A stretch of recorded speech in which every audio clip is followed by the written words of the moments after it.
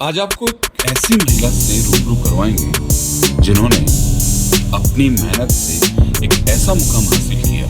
पति होमगार्ड थे, तनख्वाह 3000। इतने सालों पहले एक पेड़ लगाया, उससे 200 पेड़ किए। उसके बाद पहली जब फसल कटी तो 3 लाख और अब 30 लाख, यानी मेहनत का फल किसे कहते हैं, आपको मिलाते हैं। नमस्कार दोस्तों, मेरा नाम अनिल शर्मा, आप राज समाचार देख रहे हैं। मेरे साथ संतोष जी खेदड़ हैं। बहुत बड़ा नाम है, राज्य स्तरीय कई अवार्ड मिल चुके हैं। वेशभूषा पूरी राजस्थानी है और जब इनकी आप कहानी सुनेंगे तो आपको लगेगा कि इन्होंने अपना एक अलग मुकाम बनाया है। सच में काबिले तारीफ है। संतोष जी, राज समाचार में आपका बहुत बहुत स्वागत है। राम राम राम राम राम जी।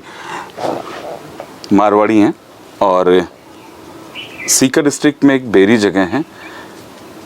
इस समय हम वहाँ पर हैं जहाँ इनका फार्म हाउस है पूरा, और पीछे आप हरियाली देख ही रहे हैं। आपको शॉर्ट्स पूरे दिखाएंगे इसके, जब आपका ये वीडियो चलेगा तो उसमें आपको शॉर्ट्स मिलेंगे। पूरो फार्म हाउस खाली, अठिना आम की पौध है, बड़ी रेड माल्टा, पीछे ने सेव लाग रखी है, अठिन देखो अनार लाग रखी है, बील है, किन्नू है, नींबू है, मौसम्बी है। अब पता नहीं क्या है, मैं तो घना देख लिया। एक दिन में तो क्यों बने को नहीं। मैंने हाँ आपकी स्टोरी सुनी थी कि आपके हस्बैंड थे जो होम गार्ड थे, सीकर जाते थे 3000 रुपये में नौकरी करने उस समय।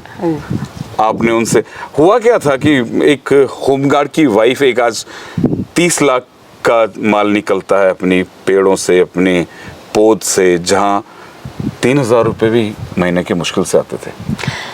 सर, मैं आज आपको बताना चाहूँगी कि अगर शुरू की कहानी सुनोगे तो एक बार ये होता है कि रोना आता है, क्योंकि ऐसी गरीबी भगवान किसी को ना दे। क्योंकि शुरू में जब मेरे पति 3000 की नौकरी करते थे तो मेरे बच्चे 3 थे, तो उनको खिलाने के लिए कुछ नहीं था।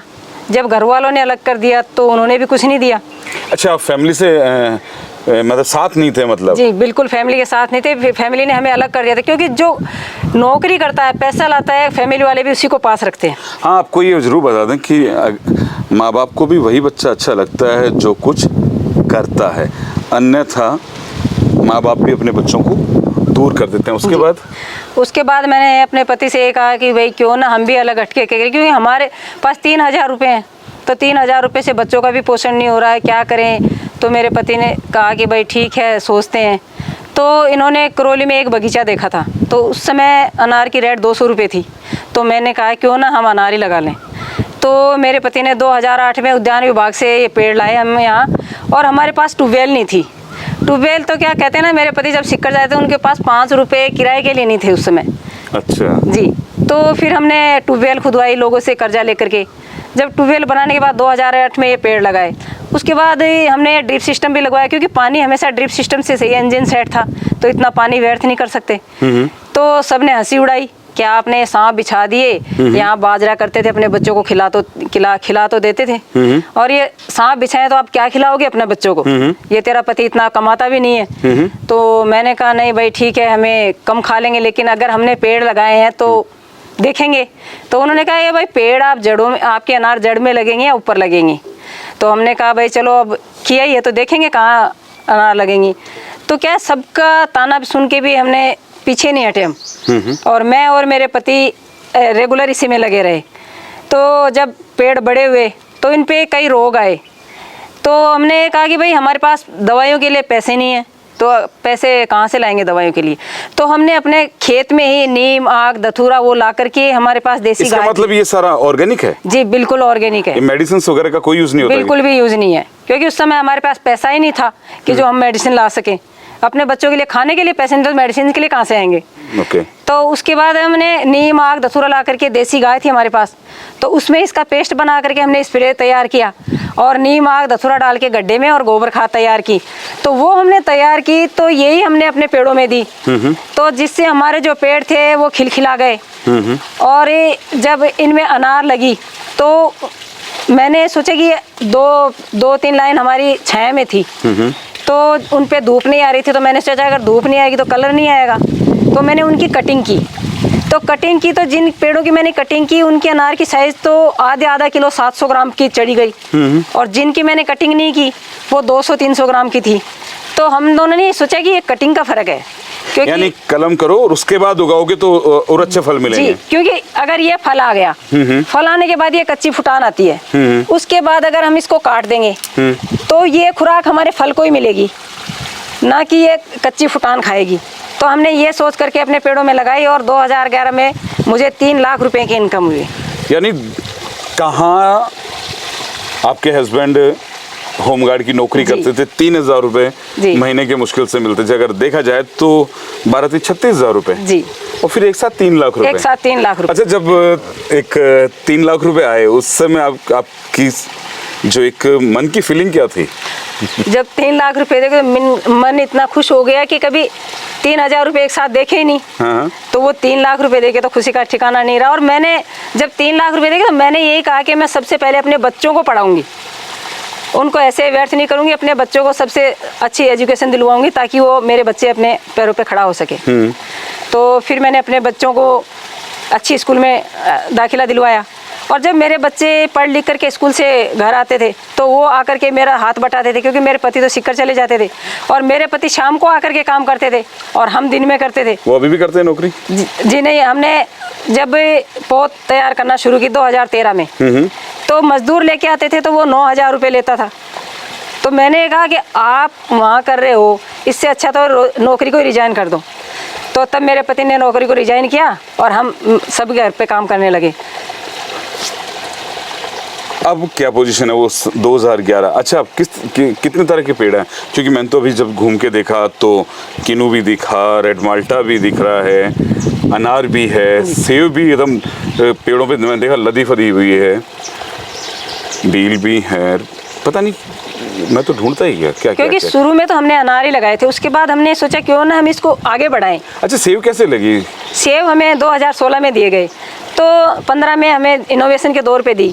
तो हमने ये पेड़ लगाया, तो हमने सोचा भाई सेब होंगी या नहीं होंगी, चलो लगा के तो देखते हैं। तो हमने लगा तो दी, लेकिन हमने जिस तरह से अपने अनार की केयर की वही हमने सेब की। तो 2 साल बाद उस पर फ्रूटिंग शुरू हो गई। तो फ्रूटिंग होने के बाद 3 साल उस पर थोड़ा थोड़ा कलर नहीं आया, लेकिन तो हमने सोचा भाई ये तो हरी रहेगी, कलर नहीं आएगा। लेकिन 5 साल बाद जब उस पर बिल्कुल रेड कलर आया तो हमने सोचा ये कलर तो आएगा इस पर। तो अब की बार इन पे 2 क्विंटल तक वजन रहा और कलर बिल्कुल रेड। और जब अधिकारीगण यहाँ देखने आए तो उन्होंने टेस्ट किया कि भाई बाजार का तो जैसे अपन कोई खाते फुसफुसा होता है, हाँ। और ये आज खा रहे हैं तो जैसे देसी घी खा रहे हो, तो वैसा स्वाद आ रहा है। तो मैं चाहती हूँ किसान भाइयों को अपने खेत में अगर 55 डिग्री तक लगाना है तो सेब लगाए। ये सेब 55 डिग्री तक भी चलता है? जी नहीं, हम तो सोचते हैं कश्मीर एकदम ठंडी जगह वहाँ होती, हिमाचल ठंडी जगह वहाँ होती। सेब कैसे आप क्या हाउ कैन किस तरह से आप मेंटेन करते हो उनको? इस समय पे आपको वहाँ पर सेब नहीं मिलेगी, और आपको सिर्फ राजस्थान में मिलेंगी। तो मैं चाहती हूँ अगर वो भी अपने पास और कई किसान भाइयों ने लगा रखे हैं, उनके भी लगी हुई है, लेकिन उनके अभी कलर नहीं आया हुआ क्योंकि उनके प्लांट छोटे हैं। तो मैं ये ऐसी ही तैयार की, हमने डेवलप की है कि जो गर्मियों में तैयार हो सके और हमें किसान भाइयों को रेट ज़्यादा मिल सके, क्योंकि उस समय तो बाज़ार में सब आने लगेंगी। इस समय कहीं पे भी सेब नहीं है, तो 200 रुपये किलो का डिमांड हो रही है। मैंने अभी आपके बेटे से बात की थी, उन्होंने एक चीज़ कही मुझे कि जब हमारी बहन की शादी थी तो हम लोगों ने है ना अपने जो बहन के जो ससुराल वाले हैं उनको केवल दहेज में, बोलते हैं दहेज में भी पेड़, और जब जान जुआरी थी बारातियों को पेड़ दिए। ये क्या सीन था? वो ये था कि मेरे पति कहते थे कि भाई 2 लड़कियां तो हो गई, मैं भी बैठे हुए चिंता तो होती है कि जब 2 बेटियां हो जाती हैं तो उनके लिए दहेज कहाँ से इकट्ठा करें। तो हमने दहेज इकट्ठा नहीं किया, हमने तो अपने बेटियों की पढ़ाई पे लगा दिए। तो जब शादी की तो हमने सोचा कि क्यों ना हम उसको गाड़ी देंगे तो गाड़ी में तेल जलाएंगे, तो वो तो रुपया जेब से खर्च होगा, तो क्यों ना हम उसको प्लांट दें ताकि हमारा पर्यावरण भी शुद्ध रह सके और वो अपने इसी व्यवसाय में लग जाएं। तो मैंने समधी जी को 551 पेड़ दिए, और जो बाराती आए थे उनको 2-2 पेड़ दिए, नींबू और अनार का।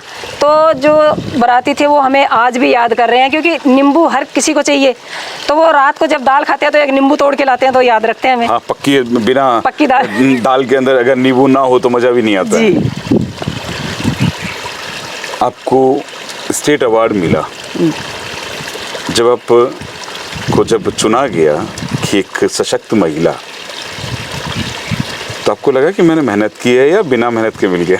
जब शुरू में 2013 में पहले 25,000 रुपये का मुझे इनाम दिया गया था, तो मुझे इतनी खुशी हुई कि हमने अपनी खेती में ही काम करके आज हमें इतना नाम मिल रहा है। तो वो जब 25,000 मिलने के बाद हमने इसमें डबल मेहनत करना शुरू कर दी, क्योंकि आगे से आगे धीरे धीरे हमें कहीं बुलाया गया, कभी कहीं बुलाया गया। उसके बाद 17-18 में मुझे जयपुर में बुलाया गया, तो वहाँ पे उपराष्ट्रपति जे वेंकट नायडू जी, तो उन्होंने मुझे सम्मानित किया, और वसुंधरा जी थे, तो उन्होंने मुझे 1 लाख रुपए का जैविक खेती पे अवार्ड दिया। तो उस समय तो खुशी का ठिकाना ही नहीं रहा। आपको एक बात, जैविक खेती की बात याद आ गई, तो जैविक खेती जो होती है बिना मेडिसिन की होती है।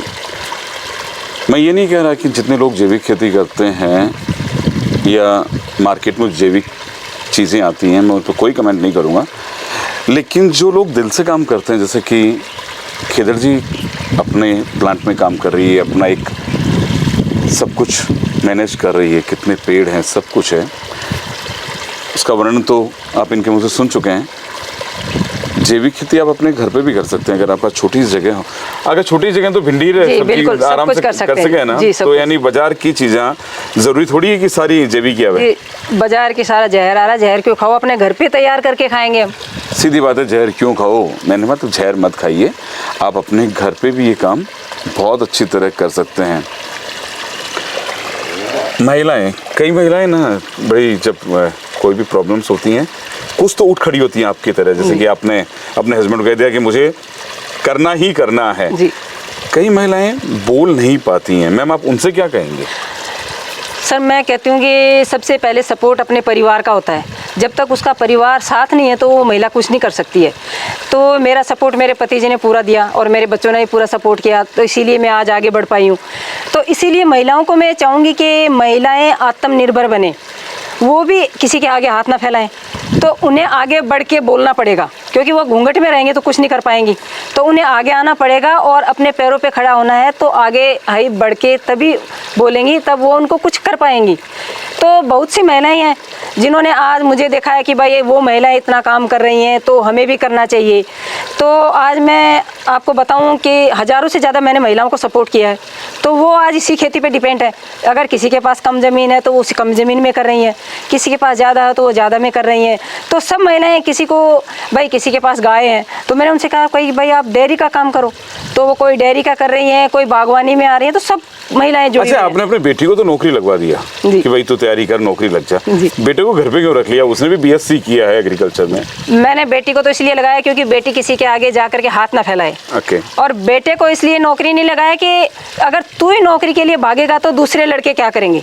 जब अपने पास खेती है तो खेती घाटे का सौदा नहीं है, खेती में हम 30 लाख रुपए कमा सकते हैं, तो वो नौकरी में रह के नहीं कमा पाएगा। इसे कहते हैं माँ, और इसे कहते हैं एक पारिवारिक सपोर्ट, कि अपने बेटे को कहा कि नौकरी मत कर, अपना काम संभाल। क्योंकि अगर बेटा ये काम करता है तो एक अच्छा बिजनेसमैन बन पाएगा, लोगों को अच्छी चीज़ दे पाएगा, क्योंकि माँ का सपोर्ट भी है। वही नौकरी करेगा, 50,000 रुपया, 60,000 रुपया, 70,000 रुपया लेके आएगा, घर से दूर चला जाएगा, क्योंकि नौकरियां पास तो मिलती नहीं है, घर से दूर चला जाएगा, माँ बाप से दूर चला जाएगा, फिर दूरियां बढ़ती चली जाती हैं। सच्ची बात है ना सर? वो ही नहीं जाएगा, वो बहू को भी लेके जाएगा। बुढ़ापे में किसका सहारा? यानी माँ ने अपना भी सोच लिया है कि भाई वो तो जाएगा और बहू भी साथ चली जाएगी। बहू जाएगी तो बच्चे पोते वगैरह और पोतियाँ भी दूर चले जाएंगे।